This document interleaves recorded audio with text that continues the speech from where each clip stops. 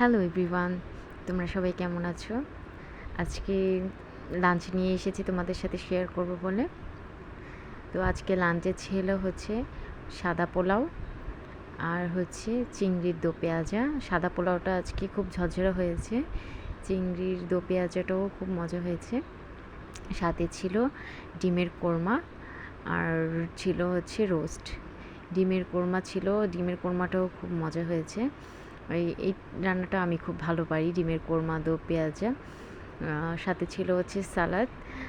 কিন্তু একটা দুঃখের বিষয় হলো আপনাদের ভাইয়া আসতে পারেনি লাঞ্চ টাইমে, কারণ অফিসে একটু কাজ বেড়ে গেছে। কাজের ব্যস্ততার কারণে সময় দিতে পারলো না, একা একা খেলাম। মনটা খুব খারাপ লাগছে, কিন্তু কিছু করার নেই।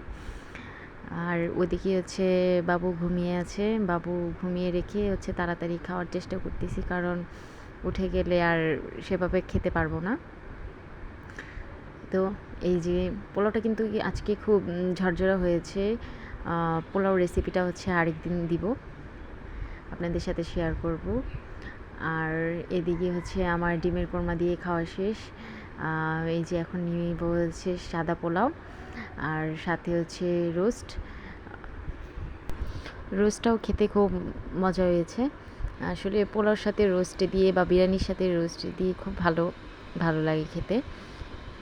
তো এই 3টে রান্না কেমন লাগলো সবাই কমেন্ট করে জানাবে।